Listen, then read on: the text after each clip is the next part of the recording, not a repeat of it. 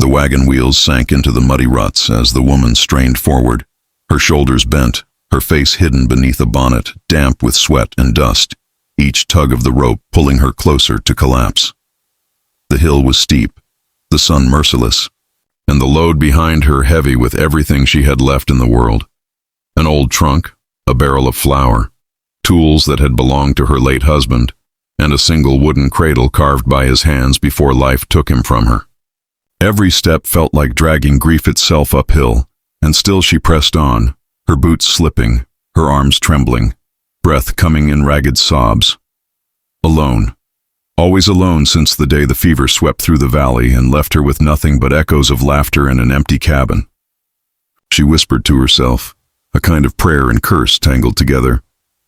"Don't stop now, Eliza, don't stop," though her body screamed for mercy. That was when the sound of hoofbeats drifted up the road, slow and steady, not the thunder of a posse nor the reckless speed of drifters, but one horse, one rider, moving with purpose. She stiffened, fear and pride colliding in her chest, and dared not turn as the hoofbeats drew near. Then, without a word, the rider dismounted, a tall man in a dust-worn hat and coat, his face shadowed beneath the brim, and led his horse beside the wagon. The animal snorted, eager for work, and with practiced hands the stranger looped a line from the saddle horn to the wagon's yoke. He didn't speak, didn't ask permission, didn't question her stubborn fight to haul the weight herself. He simply hitched his horse and gave a low click of his tongue, and the beast leaned forward, muscles straining, the wagon groaning as it began to roll uphill again. Eliza stumbled back, nearly falling, her breath caught between outrage and relief. She wanted to tell him to leave her be, that she didn't need saving, that she'd sworn never to lean on another soul again. But the sight of the wagon moving, of her burden finally budging, broke something inside her, and she stood frozen, tears burning her eyes, until the stranger spoke at last in a voice deep and steady as the earth itself. "No one climbs a hill alone," he said, and though his tone carried no judgment, only quiet truth, it shook her more than a shout ever could. For the first time in months, Eliza let her hands fall slack at her sides, watching this silent cowboy lead her wagon upward as though he had been sent by Providence itself, and though fear still gnawed at her, hope, small, fragile, unfamiliar, flickered back to life in her chest. The wagon crested the hill at last, wheels crunching over the rocky rise, and when it settled on level ground, Eliza leaned against the side, her chest heaving, her arms trembling as though she'd fought a war rather than a road. The cowboy unhitched his horse in silence, coiling the rope with the ease of a man who had done the same thing 1,000 times. And for a long stretch, neither of them spoke. Only the wind whispered through the grass and the cry of a hawk echoed overhead. At last Eliza found her voice, thin and raw. "I didn't ask you to help me." The words came sharper than she intended, barbed with pride and grief, but the man didn't flinch, didn't bristle. He simply adjusted the brim of his hat and replied, "Didn't figure you had to."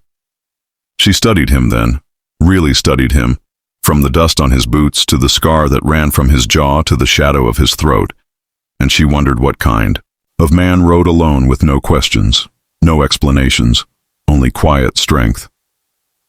"Eliza," she said at last, her name a reluctant offering. He gave a small nod, tying off his reins. "Jared," he answered, as if names were just words but carried weight nonetheless. As the sun slid lower and the prairie turned gold, they made camp beside the wagon, and Jared built a fire with the precision of habit, coaxing flames to life while Eliza unpacked a pot and what little food she carried. The crackle of the fire filled the silence between them, and she thought perhaps it would stay that way. Two strangers bound only by chance and the weight of a hill. But when the stars came out, bright and cold, Jared spoke again, his voice low, his eyes fixed on the flames.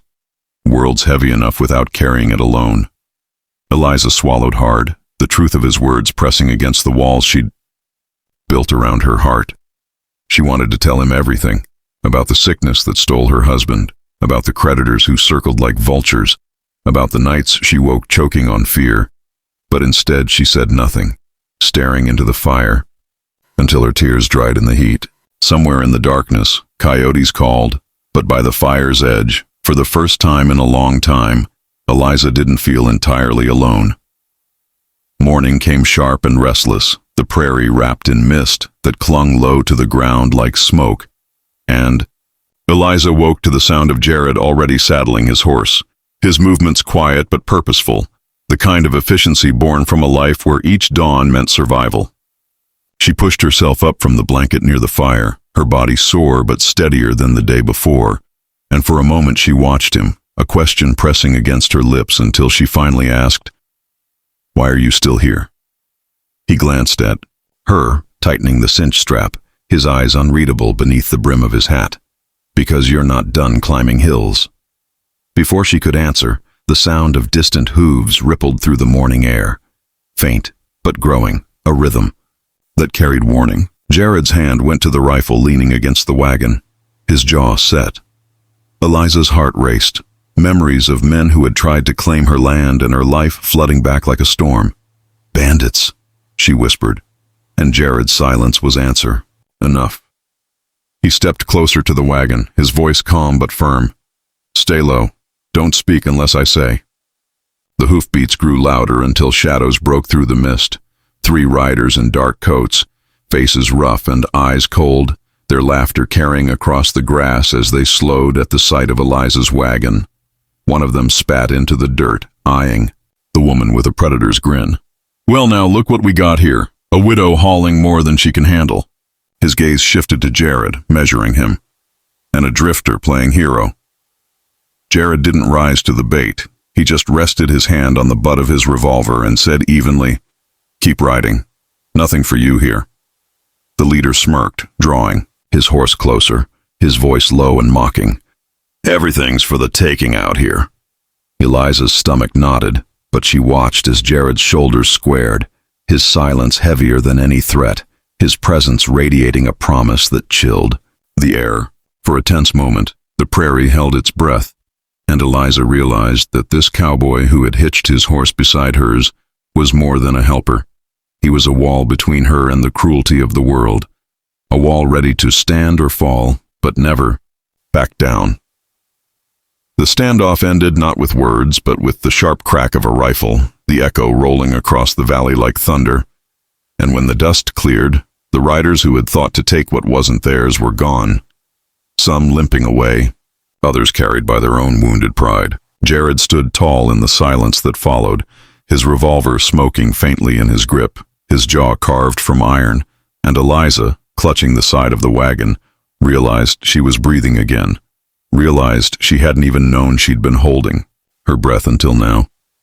He holstered the weapon, adjusted his hat as though it were any ordinary morning, then turned to her with eyes that asked a question without words.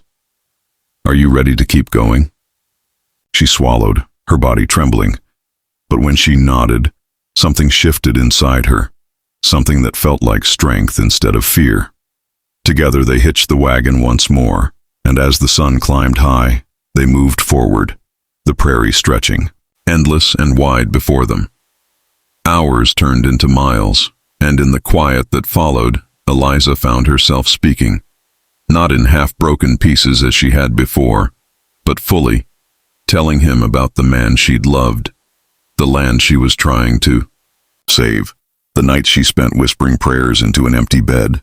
Jared listened without interruption, his silence steady and solid as a church wall, and when she faltered, he gave her nothing but the truth of his presence, the rare kind of company that didn't need to be loud to matter.